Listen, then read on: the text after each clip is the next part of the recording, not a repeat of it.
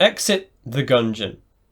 I think it's fair to say that this game, especially compared to the first, crashed and burned somewhat. It got kinda panned by the people who played the first game, even if they didn't play it, just by looking at the general concept. It even got the dreaded IGN 7 out of 10. And to be honest, I kinda get it. This game released for £9, and if you play indie games, as I do, getting our weird little mutated subspecies to fork over anything above £15 is tough. Especially since the original Enter the Gungeon released for £10.99.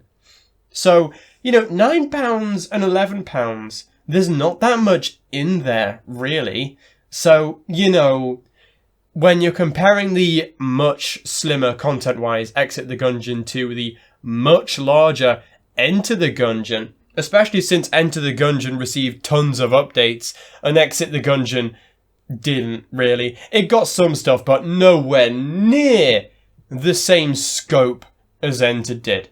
Partly because it sold so poorly, so, it was a bit of a, what came first? The game selling poorly, or the game having little content and no updates, so it continued to sell poorly. And Exit the Gungeon is very obviously a smaller game, even compared to Gungeon on release, with far fewer items, guns, and enemies.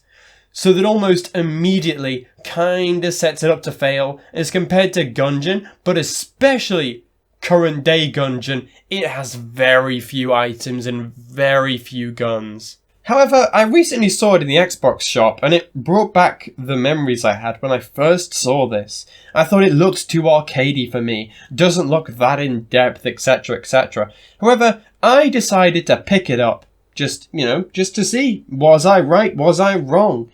So I just sort of wanted to share my thoughts with my time with the game. This wasn't no half-assed IGN review either. I played it tons, and by God, I have a hell of a lot more to say than I thought I would have done, to be honest, which is why I even bother making the video. So, without further ado, buckle in, chaps. Let's get to it. So, right away, you're gonna see the first big change from the first game. It's a goddamn platformer now? Huh? Honestly though, I respect this move a lot. In my opinion, a direct sequel so soon after the initial game wouldn't make all that much sense in a way, especially considering just how complete and brilliant Enter the Gungeon is. I couldn't think of all too much extra it would have needed, and I think a sequel to Enter the Gungeon would be pretty hard to make without people kind of viewing it as just sort of, a copy and paste of the first, but with different environments. So I'm quite happy with this design decision, I think.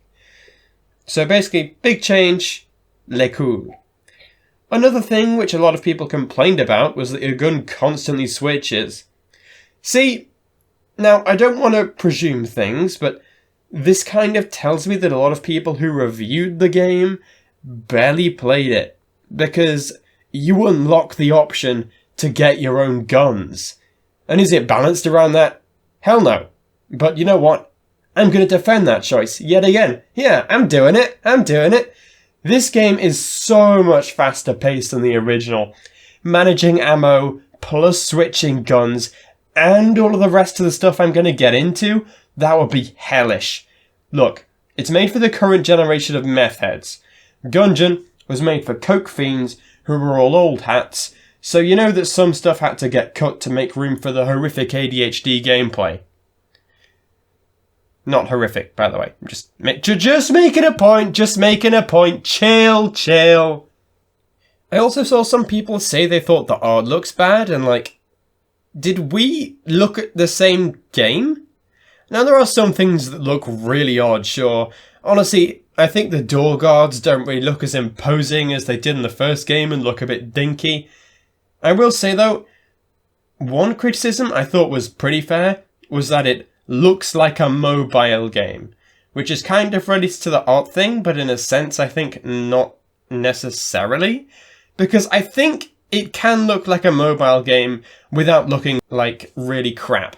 It looks like a futuristic mobile game when all of our phones are basically mini computers. Because there are certain style mismatches that are pretty common in mobile games that are present here. I think the most glaring example of this is the dragon fight. Like, why do they move like they're going through withdrawal? What the hell is going on here? And that, like, this weird 3D style, I don't get it. I don't get it. Like, you know, I think they were trying something cool, like, oh, dude, man, this is that 3D, man, whoa! But no. This should not have been done. This looks really bad. I'm sorry. I'm really sorry, but they had to have looked at this and thought, like, oh, and then just not had the money to fix it or something. Like, I'm sorry, you cannot compare this to the Chad Von Thundercock dragon of the first game. Like, oh my god, what did they do to my boy? There is some art stuff which I wouldn't necessarily say is good or bad. I think it kind of just depends on, you know, what sort of stuff you like. It's a lot more subjective. So I'll just go over that now. So there is some stuff, for example, the weird bullet decals on a bunch of the screens. You know, it's like loading when you finish a run, all that sort of thing. And also the weird, like, non-pixelated plastic on the Game Boy looking almanac thing. I don't know if that's actually what a Game Boy is. I don't know older game consoles. Don't shoot me! Don't shoot me! Anything older than an Xbox is outside my comfort zone. Anyway, though, I don't particularly hate it. Like, it kind of provides a nice sort of... I don't know how to describe it, kind of like a visual separation from the gameplay section. And it kind of just lets you, you know, it lets you know that you're in a zone where you can kind of relax for a bit. But it does kind of take you out the game in a way. You know, it kind of sort of yanks you out and reminds you, no, this is a game, because you kind of get used to living in a pixel world when you're playing, like, you know, Binding of Isaac, Crypt of the Necrodancer. You get used to that art style. But with this, you never really get used to an art style, so it gets kind of hard to sort of get properly immersed, I think. But yeah, I mean, if you like it, you like it. If you don't, you don't. I think the best example, though, which kind of pushes me towards not liking it, is remembering this beautiful animation in Enter the Gungeon, where they shoot the book open to open the Ammonac. Not Ammonac, what the hell? Ammonomicon.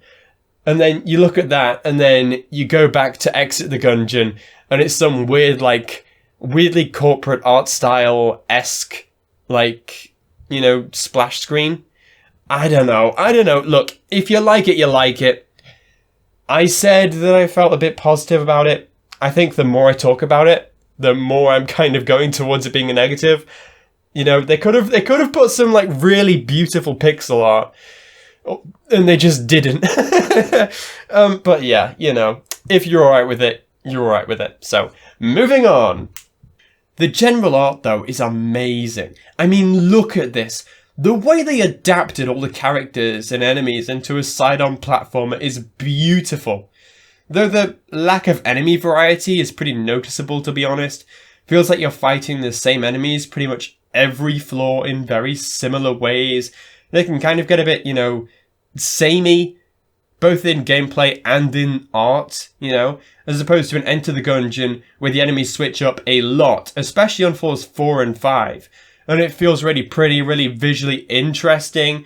But with this, it's like, oh, it's a bat again. Oh, it's a slime. And it's like, okay, can we get some new stuff, please? Because I've done like 10 runs and it feels samey already. It feels really fucking samey in a way that Enter the Gungeon kind of hasn't gotten for me yet, because you're constantly switching up the enemies you fight, you know. Gameplay variety, especially in a roguelike, is so important. But we'll get into that more later. Speaking of enemies, though, let's get into the combat. I am not very fucking positive about the combat. So, first off, the lift combat is fine, though I will say it can be a bit samey, just because, as mentioned before, the enemy variety can be a bit lacking. Also, the weird platforms can be incredibly frustrating depending on which one it is, especially when certain levels were clearly not designed all that well for all the enemies. We'll get into that in a bit, but overall, pretty great. And by pretty great, I mean not super great.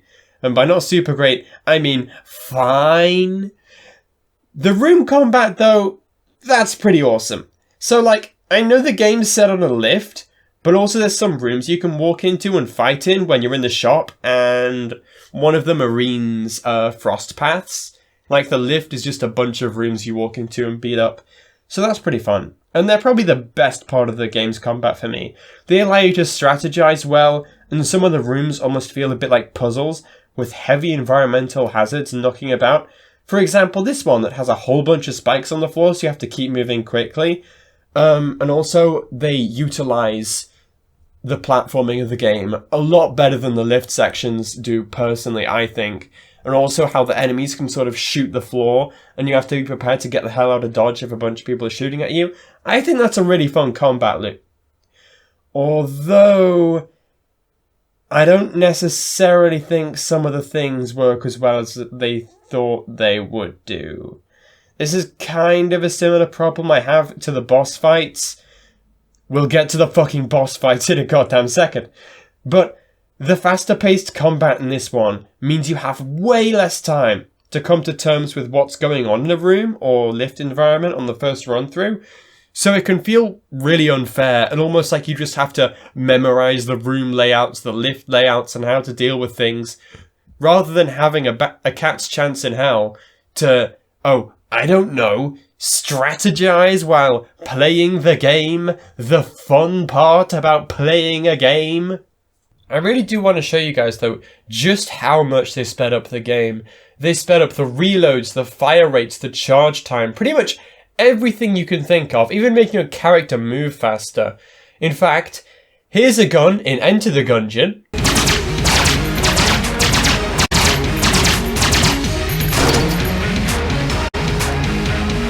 And here's a gun in Exit the Gungeon.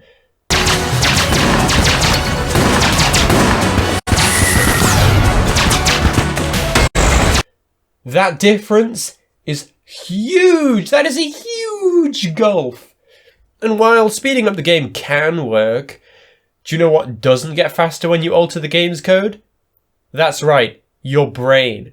Like, it sort of reminds me of, like, you know how in cars, you can make the brakes really, really good, but they're still limited by human stopping distance, where you sort of take time to realize that you need to brake. Sort of think of it like that, you know? Because it means that you rely more and more and more on just base instinct and memorization with this style of gameplay, as opposed to kind of thinking about where you want to move and stuff.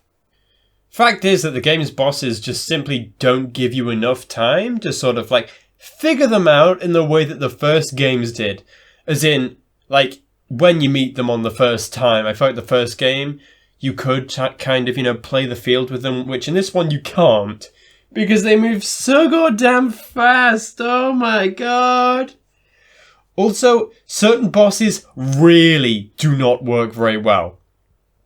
In my view, the weird metal snake boss, Killinder, and the dragon boss fight do not work at all. Also, the weird, like, secret squid boss, I was kind of debating on whether or not to put that in, but, yeah, fuck the squid boss as well. But, to be honest, most of the bosses feel so goddamn fast-paced, it feels like you almost have to panic dodge for them. You know, the thing which the first game explicitly, like, tried to push you away from, because panic dodging would lead to death. In this one, it still leads to death, but that's your best option a lot of the time, so that's not super fun. Also, the fast pace doesn't mesh super well with the vibe of Gungeon, in my opinion. For example, if you don't get hit in a boss fight, you get a health up. And considering the spazziness of the last fight, a health up is damn well important because, you know, you're probably gonna get hit a fair few times and you need to be able to tank that shit.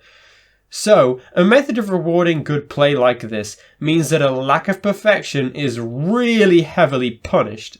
Granted, I have my issues with this, even in normal Gungeon, because in my opinion, good play is its own reward, because your health isn't decreasing and stuff. And, you can stay alive and not die. So, while I'm happy with some items rewarding you for good play, for example the coin crown or the weird PS1 bombs, because that's a spin on the typical gameplay loop, not the default. However, here it's extra bad, as if you're new to the game, you have no chance of not getting hit, and the fights feel like you basically just have to memorize what in God's name's going on, and the original Gungeon was pretty bad for this too, so having these issues intensified in the sequel feels like a pretty baffling decision, to be honest. I want to go a bit more in depth as to why I really hate this idea of rewarding very good play a lot and punishing even slightly subpar play tons, is that it means that good players, those who need the extra assistance the least, get extra power and extra health that they don't really need, especially since extra health is probably something that those people who aren't getting hit on boss fights need the least because they're not getting hit that much. Whereas the players who are struggling and doing quite poorly must languish in the cosmic horror of their past mistakes, with the gap growing ever more between their current selves and their hypothetical perfect play selves, and you just kind of feel like you want to restart. Now, should there be a way of rewarding good play? Absolutely. You might as well just sit there dribbling on your controller doing poppers through your eyeballs. Except, it already has a method of rewarding good play. Health in this game is about as expensive as in Freedom Simulator country. So if you lose health, then you have to pay out the arse. And also, not to mention that if you lose enough health, you die. So you have an incentive to play well already. So you have enough currency to buy the items you want so as to not get underpowered. So I don't exactly understand the purpose of taking away something so important as an entire health up every floor, just for the tiny crime of mistiming a dodge roll. I mean, what the hell? And then you just want to restart because what's even the point anymore? Okay, enough of my spurging out. I think my point regarding that has been made. So to sum up, the pace is too fast. But in spite of that, the room combat and the general mobbing lift combat is pretty alright, and the boss fights make me want to eat my ears out. So that's just summing up the whole section. Onwards! One specific boss fight change I do love though, is that the damage cap seems to be nowhere near as noticeable as it was in Enter the Gungeon. If it even has one, I genuinely don't know, it was not noticeable. But in Enter the Gungeon, it almost felt like the game was terrified of you ever having powerful runs, which feels a bit weird to me in a way, because it isn't like Isaac where you can direct how much damage you deal far more than Gungeon by breaking the game, strategizing, things like that. In Gungeon, breaking the game isn't really possible, so it kind of just ends with you having your once-in-a-blue-moon insane feeling run, basically as powerful as your normal runs, just with more visual flair, and it feels like a major power mismatch between what you're seeing and how much damage you do, which is kind of a bit boring and, like, not super fun. You kind of want to feel more powerful, especially if it's only, 1 in 30 runs, and you just want to turn your brain off and have tons of fun, especially since you're going to have underpowered runs as well. But the underpowered runs don't get balanced up. So I don't know why they made that choice in Enter, to be completely honest. I think that was a bit... We got a bit off track here. But basically, Exit the Gungeon exacerbates many of the existing issues that Enter the Gungeon already had. For example, its focus on perfect play with the addition of a combo meter without really stopping to critically evaluate if these things actually fit in the game. Here's a hint, they don't. I think a lot of the negative press this game got was because people thought it was a quote-unquote cash grab and not in-depth enough. And I'm going to refute both of these points and probably get my head bitten off in the comments. If there are comments, but let's see! This game was, in my view, in no way a cash grab. It's pretty evident that tons of effort went into the game. For example, making what character you pick feel like it actually fucking matters. Enter the Gungeon sort of went that Isaac route, or at least initial Isaac, before the Repentance tainted character shenanigans. I actually think the tainted characters are really cool, but just not super relevant for right now. Where basically, your 4 main characters in Gungeon are all basically the same with a few slight tweaks, perhaps an extra little bit of health from the off, a different set of starting kit that doesn't really impact things much and just varies by an item or two. The only one of the standard 4 in Enter the Gungeon who I'd say truly sets themselves apart is Pilot. Only because his starting gun is so truly shite it makes you want to pull your teeth out. However though, the other 2 bonus characters in the game, I'm not talking about Paradox or Gungeon Master? Gungeoneer? I don't know what the fuck he's called. We're not talking about them today, just Bullet and Robot. But Bullet and Robot set themselves apart tons.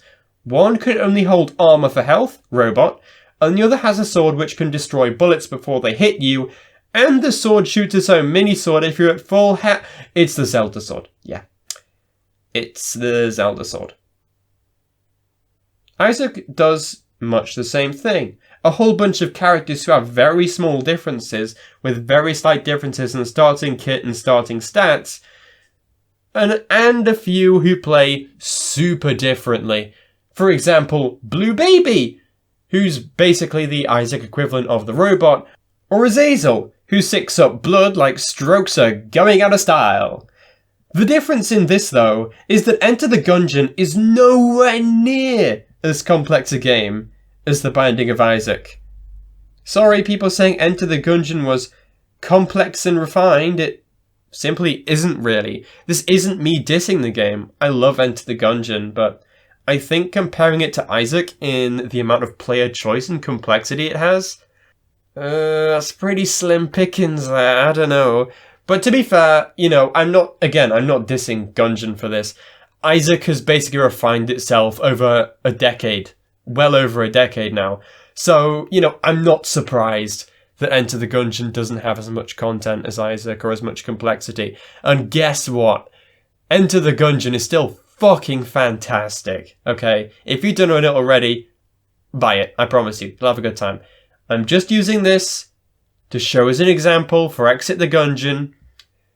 But, if I didn't clear this up now, I fear someone would get the wrong impression and thought I hate Enter the Gungeon. I love it. The main difference between Gungeon and a game with tons of player choice, or say Isaac, whatever. You know, we've spoken about Isaac before earlier in the video, and I feel like if you're watching a video on Gungeon, you definitely know Isaac, so that's probably the safest bet.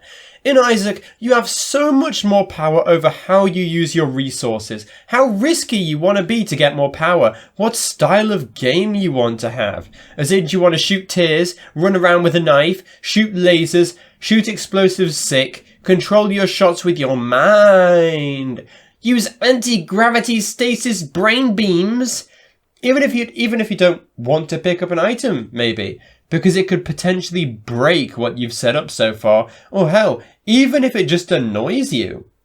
As such, small differences in each character are actually really impactful, as they can nudge you into playing certain ways. For example, Judas's extra damage may make you want to wait for angel deals given how low your health is and your higher damage, which allows you to keep up with the game getting harder as you go down the floors until you get to your first angel room. Or you could say, fuck it, we ball, get as much health you can in the first floors, and then get the first devil deal and survive on half a heart and mug everyone else in the whole goddamn universe. And yes, this guy is literally just Isaac with less health, more damage, and an active item that increases your damage by a bit more. Wow. I went on my little Isaac tangent to illustrate how sometimes they're all basically the same, but one of them eats jam on brown toast for breakfast, and the other smashes her face in a pancake until she feels dizzy and doesn't want to eat anymore.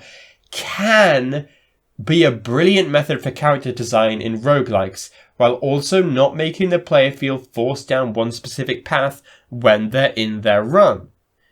Now, let's go back to Gungeon. Gungeon has very little in the way of player choice, to be honest. And look, not every game needs to have tons of player choice per run. You know, just simple run and gun style is fine enough a lot of the time. However, I'm getting to a point, danggummit. So basically, Enter has very little in the way of player choice, with the most I was able to identify as someone who's played the game tons being, what do you spend a key on? What are you going to spend your money on? And can you be asked going to the bonus floors? But given the fact that the damage cap is so low in Enter the Gungeon, that already, it kind of sets a power level for how strong you can be, which is pretty much inherently anti-player choice. And by player choice here, I basically mean how much can the player direct the power of their runs / their own gameplay experience and style without some sort of arbitrary challenge taking place. Like, playing the game by only pressing the controller with cotton buds shoved up your nose does make the game harder, but it's not player choice, is it? It's an arbitrary thing. And this is, at least in my opinion, great, especially for roguelikes, because it keeps them fresh. If the game doesn't have any player choice, then guess what? It's the same thing every time, so why bother playing it once you've beaten the game, really? The only thing that'll change while playing the game over and over and over and over again is that each time you play, it gets slowly easier, less fun, and less tense. Yay! However, Exit the Gungeon, I would argue, has a pretty big amount of player choice in a pretty different way. Because each character has their own route of, floors they go on. Like, what? When I figured this out, this shocked me, honestly. It felt like a really high amount of effort for a game which I had, at least by looking at what people were saying about it when it came out, as a shitty cash grab. But that really interested me. I was like, okay, we're getting big now, okay. Basically, each character has their own path through the Gungeon. And guess what? They aren't all annoying lifts! The train one and the weird side-scroller one, that's a bit like one of those auto-scroller Air Fortress levels in Mario. You know, the ones that felt like a nice change of pace at the time, but they also kind of sucked as levels, and if it wasn't for their baller music, you probably wouldn't want to replay them. But if they were actually good, oh my god. Granted though, it does mean you kind of lose out on some of the ability to pivot in your runs, because you're locked into a run when you pick the character. You can't change and go down a new floor that you think might be better suited to the passive items you've accrued or whatever. But still, it's really nice and really cool. In a way, it feels like that was one of the issues Enter the Gungeon had. You're doing the same floors over and over again with the same looking floors, the same looking rooms. And while, yeah, there were a lot more unique enemies in that game, it doesn't necessarily balance out the feeling. But, Exit also has a bunch of really, really, really samey enemies, which does not help it at all. So, swings and roundabouts. The point of this video wasn't to say that Exit the Gungeon is better than Enter the Gungeon. I wouldn't even say it's on par with Enter the Gungeon. My point of this video, though, I think this game got pretty unfairly trashed when it came out, so I kind of just wanted to make a slightly more balanced review, even though it's way too late to impact the sales. This game's dead in the water. But, oh well. Yeah, it just kind of felt like most of the reviewers didn't even play the game, or they were just chimping out about how it's different, even though that's kind of the point of a sequel. I don't think you really can make a sequel to a game as comprehensive as Gungeon, Enter the Gungeon, without people feel like... I don't really think you can make a sequel to a game as comprehensive and content-packed as Enter the Gungeon without people feeling like you're just doing the same thing over again. Especially given that the second Gungeon is on the horizon, I kind of felt a bit more impetus to get this video out. And I really hope to God that game is good. Even if the weird 3D look makes me a bit worried, it kind of reminds me of what would have happened if Darkest Dungeon's evolution from 2D to weird kind of 2D kind of 3D blend fell down the stairs and knocked a few chromosomes loose. I'm worried. I'm worried. I have faith in the people who make Gungeon. They are really good developers, but man, I'm scared. I'm real scared, dog. So overall, my verdict is: look, if you have neither game, get Enter the Gungeon. For the love of God, Enter the Gungeon is always worth it, sale or not. Though I would give Exit a solid worth it if it's on sale. Which isn't meant as an insult, by the way. I hold out for a long-ass time to play games cheaply. I only got Borderlands 3 when its price went down to £6 from the original 60. Though, to be honest, we do need more broke people reviewing games, I think. I swear to God, the amount of reviewers without a single basic idea of how economics works or how the average person lives, who defended the modern £70 price tags of a lot of new releases, because they're fucking morons. Anyway, look, I think I'm rambling a bit. This is just a short little video on the game that I happen to like, that I just got recently, and I thought I would think it was really, really shit, and yeah, I just found it interesting. I've got some more big, bombastic videos in the works. I just sort of wanted to, push this out there into the world, and I hope you all have a great rest of your day. Bye-bye. And maybe look up Enter and Exit the Gungeon, see if they're on sale, and get those goddamn things. That is the best thing you can do for your life. For the love of God, please, I beg of you.